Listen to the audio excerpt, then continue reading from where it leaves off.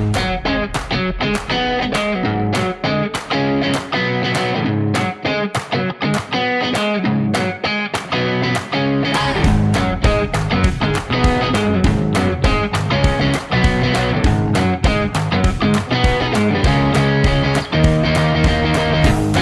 good morning everyone. Let me introduce myself. My name is Teddy Vanessa, and here I will present material about migration and development. Chapter 10.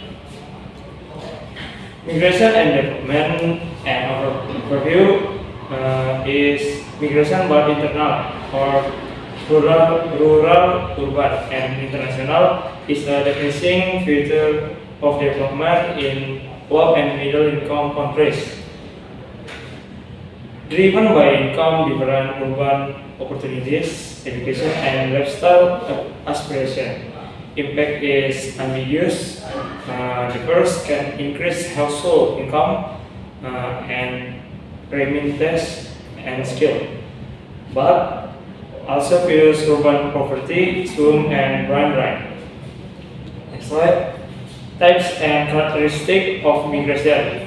The first type and characteristic of migration is rural-urban migration, caused by industrialization, urban bias, and perceive better opportunities. The result is rapid urbanism, formal sector expansion, housing shortage.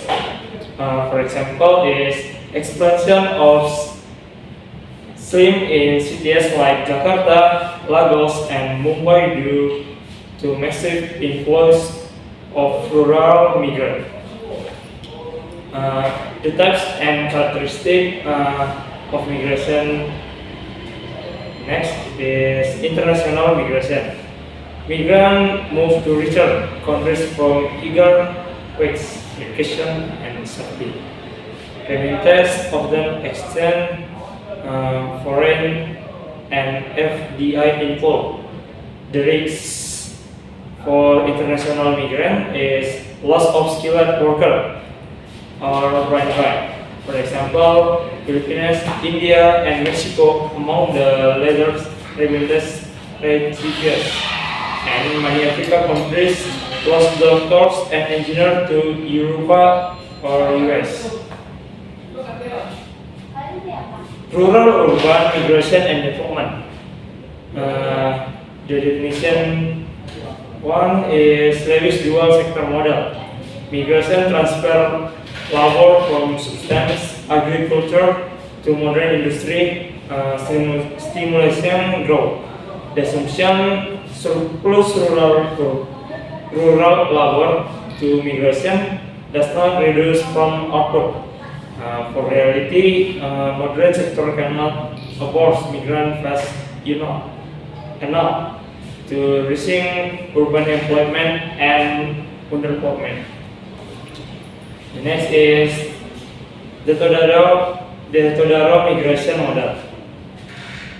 Migration is based on expected income, not just current wage gaps. The formula is A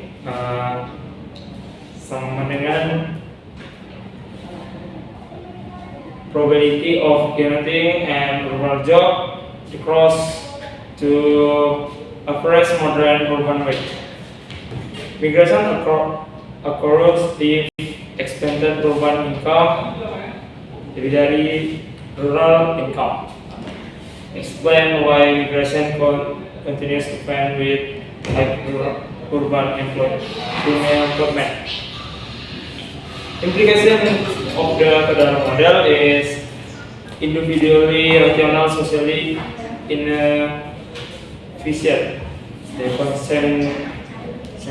consequence-nya is explosive urban population growth, structural unemployment in cities, and expansion of the informal sector. Policies like urban minimum wage worsen the problem by raising expected income and charging more immigration. Next is migration and development, some control first. The positive impact is first remittance is improve healthy education and consumption in rural areas. Second is skill and technology transfer.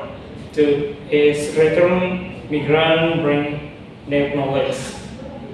The third, labor redistribution is reduce rural labor surplus. The negative impact is first brain drain,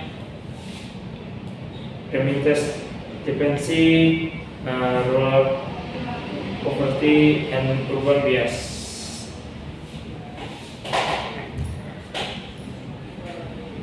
Policy implication and option.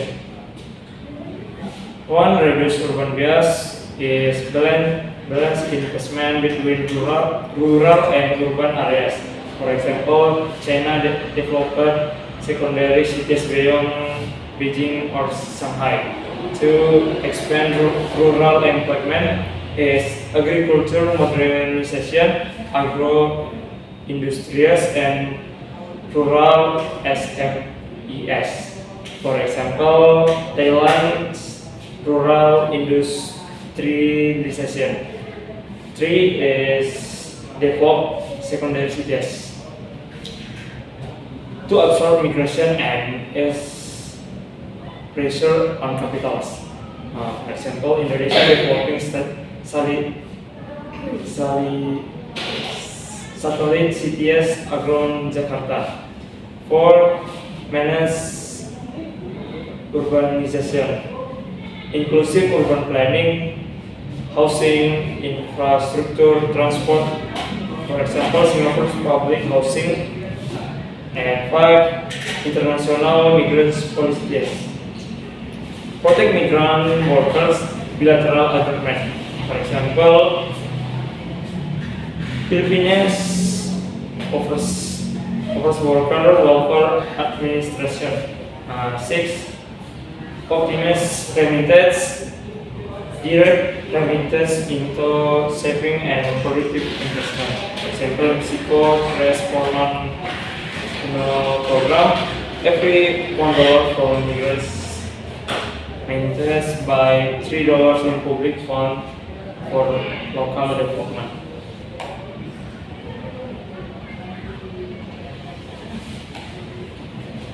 Okay, we next to answer and question session.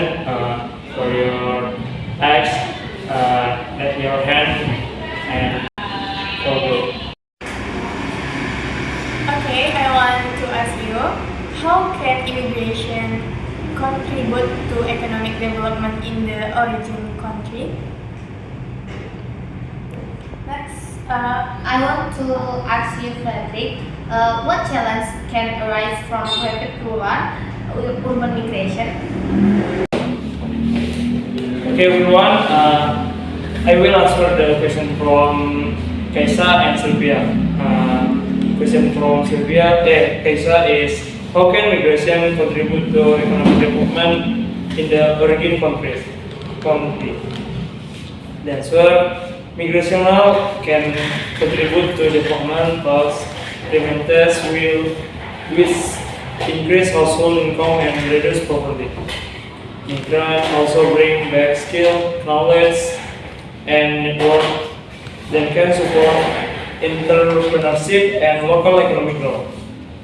Additionally, migrant helps reduce labor pressure in regions with limited job opportunities.